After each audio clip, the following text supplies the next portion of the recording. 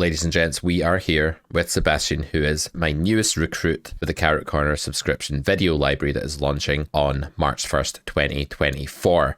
Sebastien, welcome to the channel, your debut here at Carrot Corner. I'm excited to have you making some videos for us. Why don't we say a little bit about your backstory, your bio, your coaching experience, your playing experience, your poker journey. Tell the audience a little bit about you. Hey Pete, how's it going? So I started playing poker professionally or trying to play professionally about 13 months ago.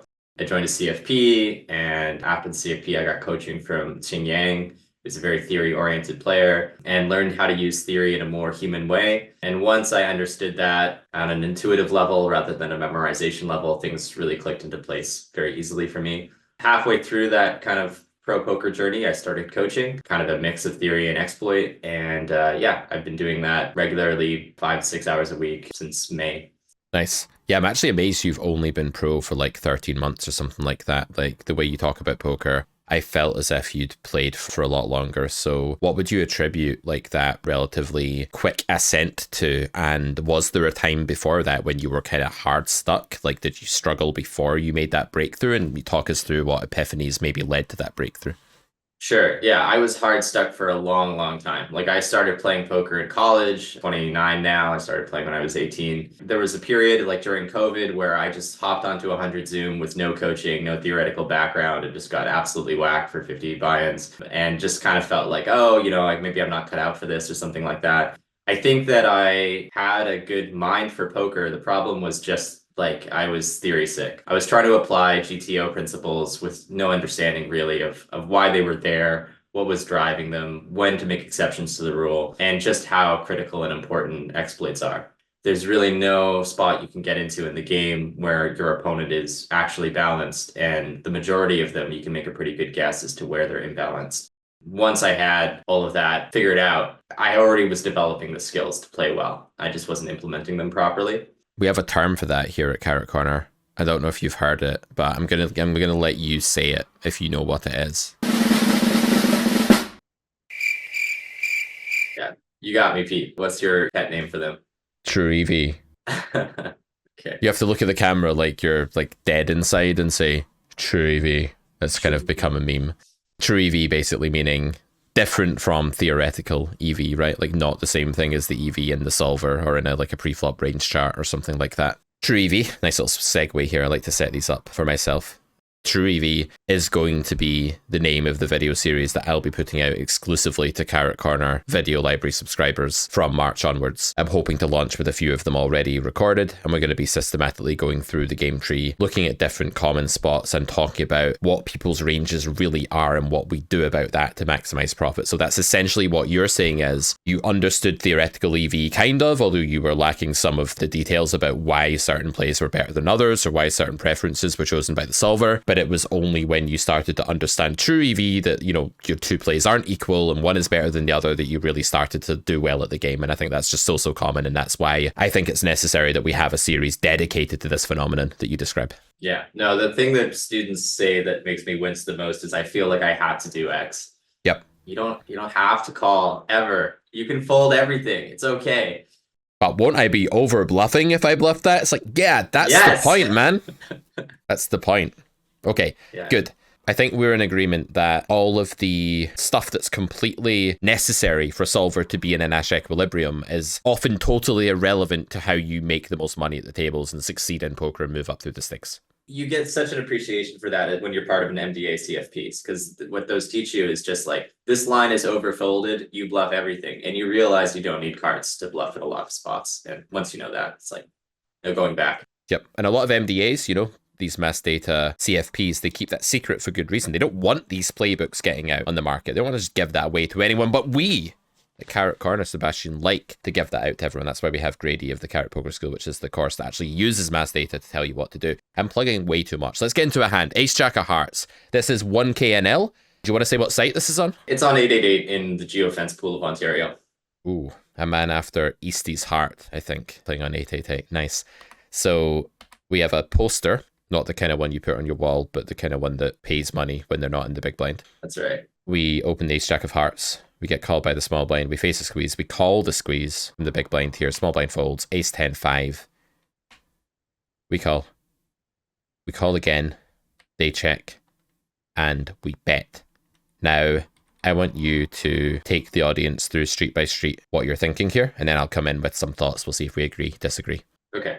Yeah, so this is a reg in the big blind squeezing. I'm not sure if this reg is going to over squeeze because of the dead money or squeeze like a normal range. I don't really have that read. If I were to guess, I'd probably say that he's kind of on autopilot and just squeezing a pretty standard strong range. Our hand's just too strong to fold. On the flop, obviously we call facing a small size. Now on the turn, given that big blind squeezed with all of that dead money out there, and given the very light assumption that he's playing a stronger range, this is not like button versus big blind with nothing else going on. It's actually tough to start thinking about what we're beating here on the turn. He needs to turn gut shots with no spade into bluffs because he just really doesn't have a lot of like king queen offsuit or any king jack offsuit, anything like that. So it's getting a little bit dicey here on the turn, but for the size against a strong player who plays 1K, I just decided that I couldn't fold and, just decided to play some rivers. I think that's a great place to pause, and I'll give you some thoughts on turn, because I think when most people look at a hand like this, their kind of paradigmatic thought process, their pattern recognition faculty, if you will, is going to say something like top pair to 2 bets is not a fold, especially when the bets aren't like over bets or something like that, right? And that's like a very learned mechanism that comes from playing thousands upon thousands of like single raise pots in normal situations. And I think this is a great point that already here we have a bluff catcher that has some negative blocker property, right? The Jack of Hearts is clearly a very negative card to have. Would be better off with probably ace 8 or something here, given the lack of those kind of bluffs in the squeezing range. But before we get lost in the swamp of GTO thoughts, humans could just underbluff here. Like, I really agree. Like, if you have king jack of diamonds or some hand like this, there would have to be a pretty high frequency 1/3 pot in order for them to be bluffing enough, because as you implied, they're lacking like the pocket 8s or pocket 9s hands, the 6s that they might 3-bet small blind button. They're not going to be squeezing these big blind against hijack. And if anything, it's really easy to underbluff pre-flop because it's so natural to call so many of the bluffing candidates. Even though we're getting 4-1, and even though we have top pair, and even though this is like a high stakes reg, it could still easily be the case that calling is minus EV here. It could. And I don't know. I feel like calling is either like break even or a bit minus EV. And I don't know. How bad would it be just to fold right here as an exploit on the turn? It would not be bad. I could get behind a fold. You've got counterfeit outs up against ace 5. And the other thing is that like there are rivers where this is kind of a float to bluff later, as you see. But, arguably on a king or a queen too, you could potentially turn this into a bluff. But yeah, we get bailed out with the best river ever. Yep, so some rivers are going to keep our showdown value nice and high, and we'll check back on those like a 3, and if the river is a king, queen, or spade, spoiler alert, we might end up actually considering bluffing. So when people look at this play, Sebastian, I would reckon that many people out there are thinking, God, I would never do this. And if you're thinking that, guys, like that's incredibly normal. That's a really normal reaction to what appears to be at first sight a polarization mistake. How could you rationalize this bluff? Because let's make no mistake, we are bluffing here. We are not value betting. How can you rationalize this bluff for the benefit of someone who's thinking, God, I would just never even think of this. How can this be good? Well, it goes back to the turn, which is just that once you realize that the turn is not close, we don't have, or is close rather, it's not easy. We don't have a lot of showdown value. Then this becomes a much clearer bluffing candidate. Our hand that was already 0 EV on the turn has now been downgraded. It really is the bottom of our range.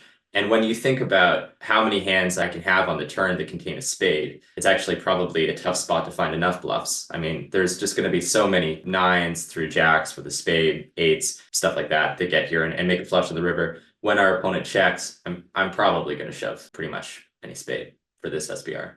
I think so, yeah. And we're not really getting to the river with many combos of air, because like the normal things that you'd arrive here with like king queen and stuff, like on the 3-liner to the flush, they're just not really able to call the turn. They're just not normal calls there as they would be on some rainbow texture. So yeah, I can see how ace jack is just very, very close to the bottom of our range here, but you could maybe even say, well, as fancy as that sounds, and like as true as that may be in theory, isn't the real reason why bluffing here is so important and why I fully want to get behind your play here?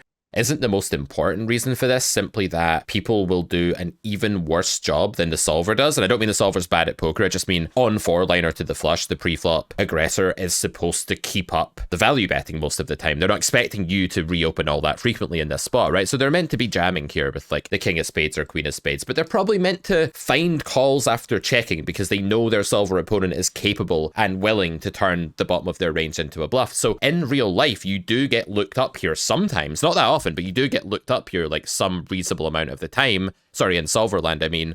But in real life, that doesn't really happen. Like, what would you estimate the fold equity to be here in the real world against a human who checks this river? Like, how high would you go if you had to give me a number? I would guess somewhere between 80 and 90%. Yeah, I think I agree. And what about the showdown value of checking? There's going to be some, but is it going to be? It's going to be pretty damn low, right? Oh yeah, 15 to 20%, something like that.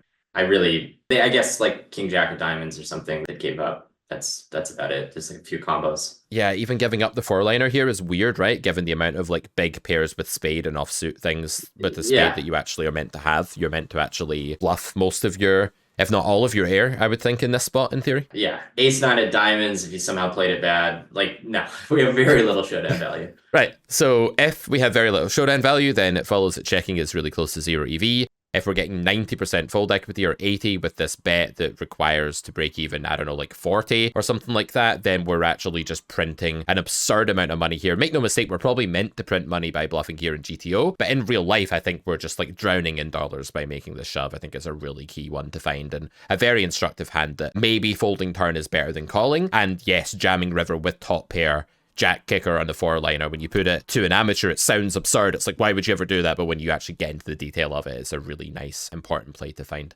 Just to make it clear, what are the hands we're losing to that we are causing to fold here, Sebastian? How would you explain that to the student? What are the better hands in villain's range that fold to this jam? Ace King, Ace Queen, Ace 10 suited, Ace 5 suited, pocket tens. Seems good. I agree. And I wouldn't even say it's like absurd if someone did squeeze nines with a spade and now just leveled themselves into thinking you're never bluffing and just folded it on the river. I don't think that's like impossible either, even if it's not expected. All right. Nice one. Let's do another one. All right. 7-8 suited in the cutoff. Go for an open. 1KNL. Once again, get called by the big blind. King 6-3. I'm doing this like I'm commentating on like horse racing or something. King 6-3 comes on the flop. He goes for the c-bet. The check from the opponent. The opponent calls. Turns 7 of diamonds. Is this exciting, viewers? Let me know if you like the horse racing commentary. Just pretend it's your money. Yeah. People are now like massively on tilt because you're making them visualize playing 100 times the stake that they normally play. And I'm playing a bad or something, yeah. Yeah, people normally play, that would be 10NL, right? 100 times that. 8 of spades on the river. So we check back turn, which is, I think, very normal. I do see students bet here, and it just comes from a confusion about why we bet. Like, there's no primary reason to bet here. We're not really value betting or bluffing, so check looks right. I think if you had like a 3 with the flush draw, there might be like some overbet going on there as a kind of hybrid, but I don't think so with the 7. It's just a bit too good to check. 8 river. This is the real meat and potatoes of this hand, is firstly how much to bet here. You go for this sizing. Do you want to just quickly explain why this might be good, and then we'll look at what happens after this? So look, I just don't have a lot of hands that are this strong, and neither does he. For that reason, you tend to bet based on the equity of your hand when in doubt, or at least I do. That being said, yeah, you could definitely size down here because most of your value bets here are going to be pretty thin. So the size is maybe not as normal, but it does fit the hand, and the hand is pretty disguised. So I do kind of expect to get called a lot. Now, bearing in mind that many of our viewers are playing 100NL, 50NL, 25NL, 1NL, 0.1NL, shilling NL, like they're playing poker with penny as the stack, halfpennies as the stack, big blinds like a piece of dust. Just kidding, guys, you're not playing that low. But say they're playing like 50NL, right? And they're on this river with 7-8. And their solver goes, oh, look, you can only play B75 here. You can just play B75 and look, villain knows that you're kind of capped here and they're actually playing a bunch of check raise and they're slow playing this node and they're bluffing you on this node and they're check raising plenty of worse hands and it's really winning for you to bet call. What would you say in real life here? Like, how often can you rely on like being raised here to make money when you have a nutted hand? And to what extent do you think that you maybe do just want to overbet here? Like, how do you see elasticity here? Like, how elastic are the students, opponents whom you teach in this spot? How are they reacting to overbet compared to B75? These kind of real life things. I'm just wondering what you think the differences are between your stakes and those stakes. Even at my stakes, I would say that players under check raise and under bluff river, there's a lot of hands that, like, if you have a hand like ace 3 here and you think that I'm over bluffing or whatever, like I have a weak range, the human intuition for most people is to just call, right? So a lot of the check raise bluffs, there will be some people that overdo it, but for the most part, it's just people would rather just call and station versus you if they think Yeah. you're over bluffing. And it's just not something people like to do. When you're a human there, you kind of feel like, well, what am I really repping? I've taken a very passive line. I didn't probe river. He's going to level himself into calling with like king five suited or something. So it's a tough thing to actually implement. And at lower stakes, especially, like if I could give you one piece of advice, it's that it's your responsibility to put the money in with good hands. Like your opponents are not aggressive enough. They're not going to do it for you. And when the solver bets smaller sizes, it's relying entirely on check raises to make back that EV. Betting bigger is better if they're not going to check raise. I don't know how I find these coaches, like between you and Alex recently, like kind of higher stakes guys that have come on this channel and just spoken so rationally about the game in a really philosophical, like logical way that gels with what we're doing. I feel really quite lucky, and I hope I meet more of you guys. I hope there's more like you out there that can come on the channel and spout sense, right? Because you do get a lot of content in the industry where people are just reading off solvers, or people are saying this is a full psychological exploit, but what we need to do is put the two together just like that. And I think like that's a very good answer and a good way of demonstrating how to do that. So couldn't agree more. I think this is a really great way to play the hand, not just in your games, but I think this would be a great line at like 50 NL as well. A lot of regs that you're playing against at those stakes will make up their mind as to whether they think you're bluffing or whether they think you're overdoing it. And they will call based on that, and they will not in some kind of analog way dial down their call frequency as a solver does or dial it up based on your sizing. A solver is like this absolute mathematical genius, like Rain Man. A solver sitting there going, oh, he increased the sizing by 3.6 big blinds, so now like this 8% of my range calls at a lower frequency. And humans can't do that, and even if they could, they wouldn't want to because that would suck. Imagine having to do that. So yeah, against humans, you want to go really big with your value bets, especially in spots where your line looks a bit scattered, a bit gappy, a bit funky, right? Because you are going to get bluff caught. Students fall into traps like, oh, but what's calling me? I won't get paid off. This is just your fear. This is your greed. This is like you wanting to get called every time. Yeah, you'll get more fold equity when you size up like this, but you won't get enough more to make it anything but a great idea. Then this happens. I mean, this is unexpected, but I guess it's the right sizing because like any slow play that wants to check raise against an overbet wants to go for all of the potatoes, right? So I guess this is right. What are your thoughts on this? What are your initial impressions? And then what are some more analytical thoughts? I just want to say that this is against what I would probably say is the best reg in my pool. This is a person who's been playing the highest stakes for a long, long time. Probably I would bet on him over Jarrett Mann, for example, who plays in our pool as well. And I tend to play worse first players like this because I just always think I'm making mistakes everywhere and it just makes me play worse. I wanted to flag a couple of things also. So the flop, I bet 1/3. I actually wouldn't normally do that. It was a bit of a leveling thing where I thought it looked kind of like a range bet board, and I just sort of thought that if I used this, it would disguise my hand a little bit more. Versus a normal player, I just like B75 or check because you don't have enough 6x to bet 1/3 here. And then on the turn, it turns out in theory land, which we're not going to spend too long in, you actually are supposed to apparently overbet a lot when you bink the turn.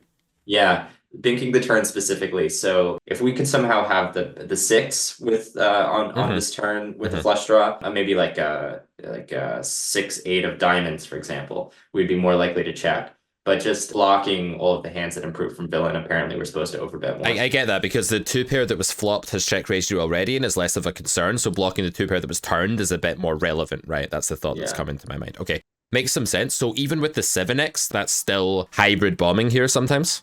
Yeah. Now, I think check is fine in practice. It makes a lot of sense to check the hand, but that was just a fun fact that I learned reviewing this. I would bet that if it's button versus blind, it stops happening, but it happens more in early position where there's more like 8s and 9s and stuff like that folding. The more better hands that are folding to it, the more it's going to be a thing. So I would guess it's something like that. Fair enough. I have a habit of pretending that I'm button all the time because once upon a time I studied way too much button versus blinds. But anyway, so the lead up to this then, that's really cool to know those things. Like what now? Like what were your thoughts here? Did you have any like difference between what you instinctively wanted to do and then what your logic said? Because sometimes I think like that can differ in a spot like this. So I'm intrigued to hear. Absolutely. Okay.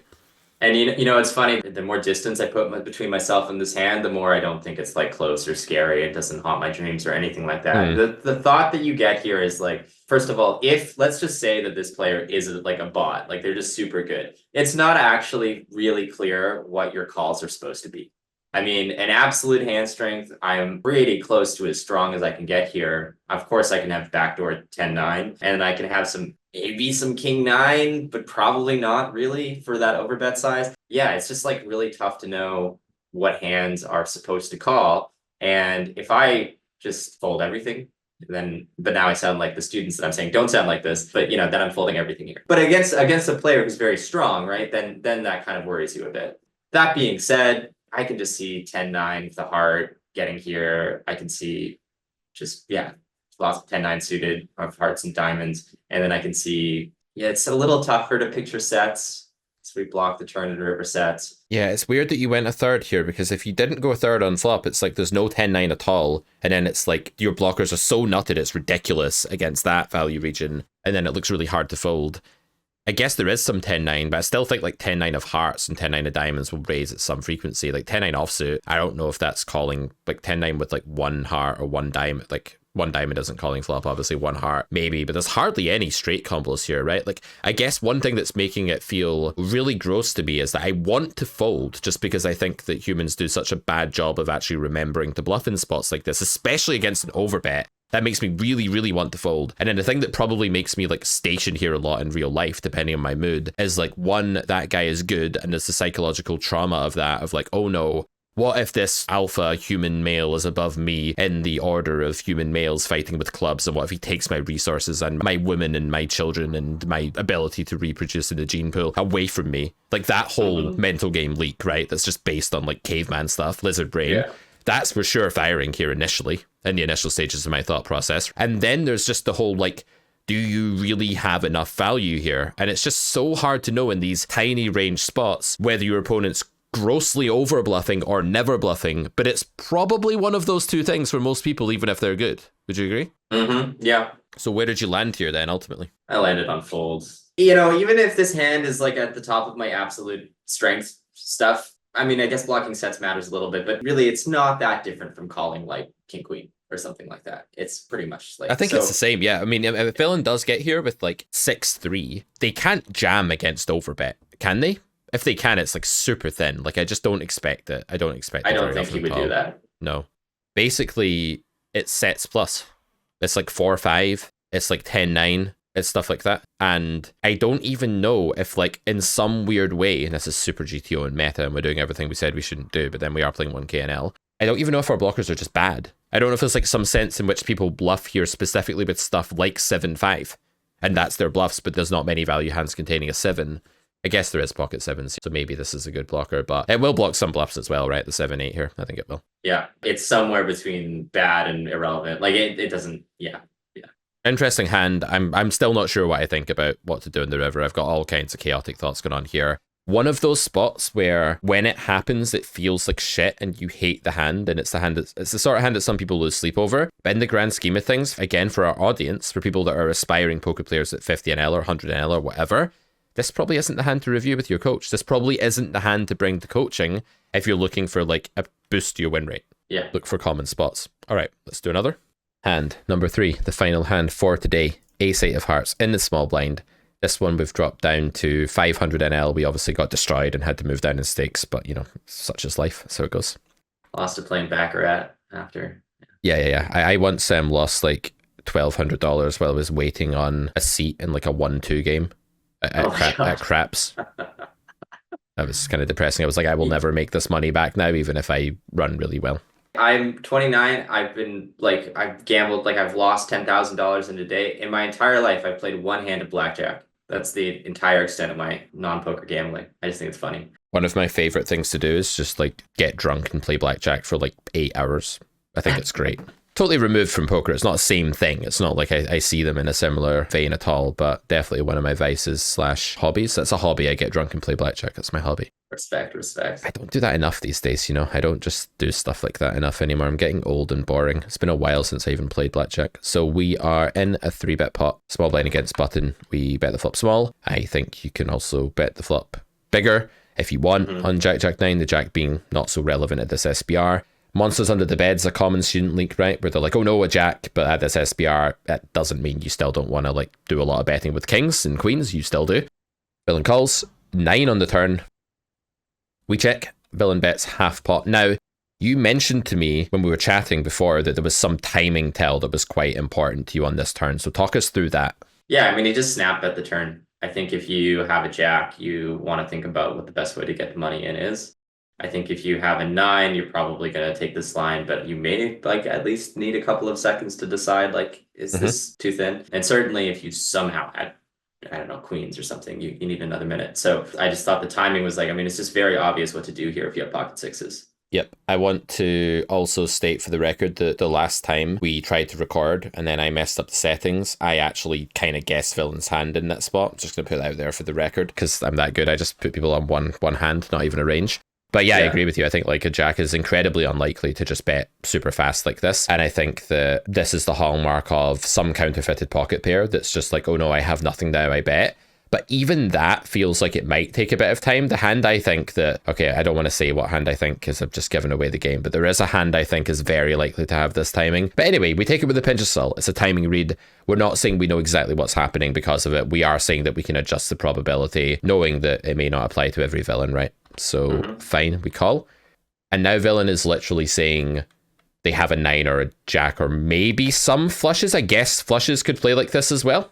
Yeah, I was most worried about flushes, to be honest. So the flush draw is another hand, though, that might take a second to compute whether it minds getting jammed on or whether it wants to reopen. Like, there's still some reason to think it might think on the turn. Yeah, I mean, this player, I could see this player snap shoving a flush. Like, this is this is a friend of mine, a strong player. You know, the other thing, like, I think that's hard to appreciate is, like, the button doesn't have that much. I mean, they have ace-jack, I guess, but besides that, they really don't have a lot of jack-x, you know, that's not suited. So there's actually very few combos. And so they should, in theory, be pretty selective with their bluffs. And I think that if you're making decisions very fast, that's probably a hard thing to notice. Yep, so it's a spot where theory, once the turn comes and villain has a bunch of counterfeited pocket pair in their range that we just don't have as often or as much of a density of our range, restraint is required because villain has too many hands that are sub ace high. Then on the river, once we call their turn bet and our range shifts towards, you know, overpair, slow play, some ace-x and flush draws with showdown value, they need to have even more restraint on the river. In other words, they enter into like an even more kind of unfavorable landscape at the point of time when their turn bet gets called. So these are spots where if you do bluff with each and every air combo that lands there and you go, well, I don't have showdown value, ergo I bluff, you actually end up over bluffing not just a little bit, but abominably. You know, you end up over bluffing like an absolute maniac.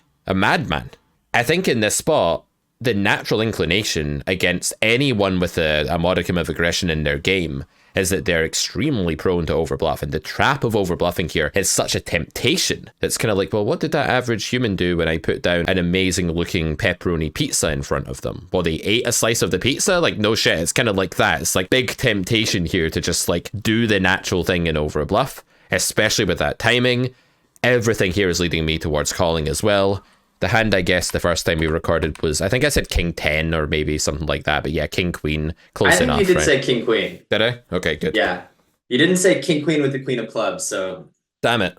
Poker scammer exposed. Didn't know the suit of Queen. I'm actually, that's funny because that wouldn't have been my intuition. I feel like in his spot, I would have naturally felt like, and I'm not even saying this is better. I just would have felt like I have to be picky and I've got King High. I mean, you can have Queen 10 here, you can have sixes, fives, eights. So I would probably be reticent to bluff his hand. Although once I if I did bluff turn, then I'm definitely firing river with the club. I guess, yeah, I agree with river. I think river is absolutely just a no-brainer with this particular combo. Maybe villain could have made it look like less of a no-brainer by not like snap jamming. But going back to turn, I don't even know that I fully agree with all of that because I would see like King Queen as a hand that still doesn't get to showdown for any EV. So I don't actually think it matters like whether we prioritize sixes over King Queen.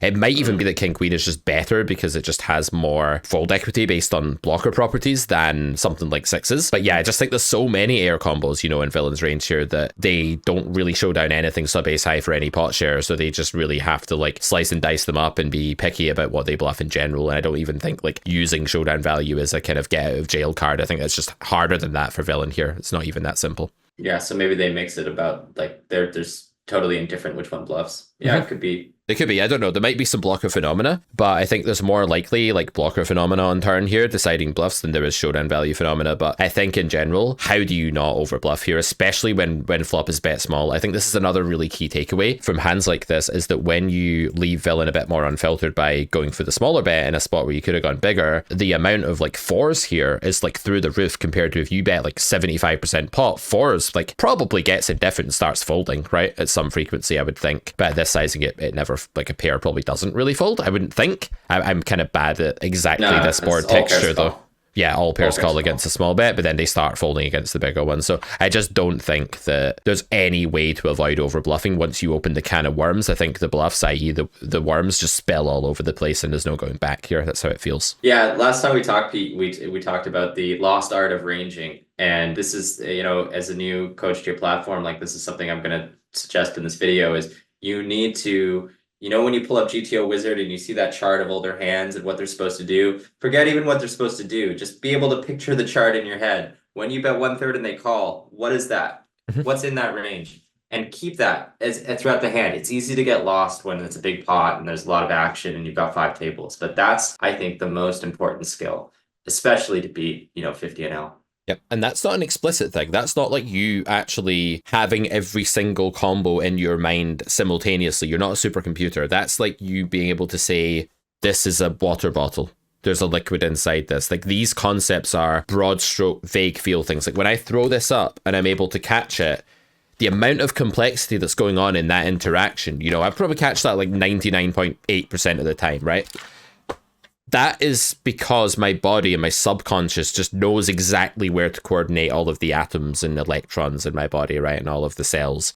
Now, when you're doing hand reading, you need to have a similar experience where you are apprehending something subconsciously. You have a feel for it. You know roughly what's going on. You know what the object is. That's not the same thing as breaking it down to the atom and looking at its chemical structure or something like that. And I think far too many people have this like chalk and cheese approach to hand reading where it's either some nonsensically vague notion like, oh, he's weak here, I thought he was strong, I thought he was bluffing, or it's some stupidly specific thing like this is his range written out in a notepad with the number of combos next to him. Like, man, it's not 2014.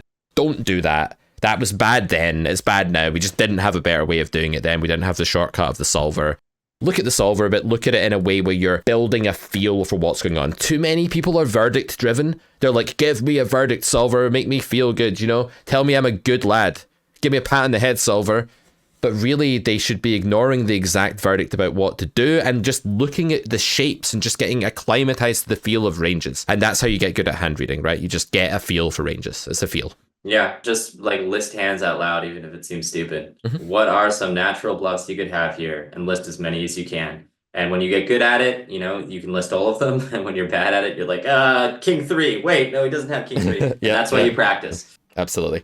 All right, Sebastien, it's been an absolute pleasure. I've really enjoyed getting to know you and chatting with you about poker over the last few days, and I can't wait to see what you're going to put out on Carrot Corner. We'll have you back on YouTube at some time soon. But just before you go, any quick sneak peeks into what you will be making for us, for our lovely subscribers from March 1st onwards? What kind of stuff can we expect from you? So I'm going to start with a recording of a coaching session I'm going to do tomorrow with a client who's playing 50 NL.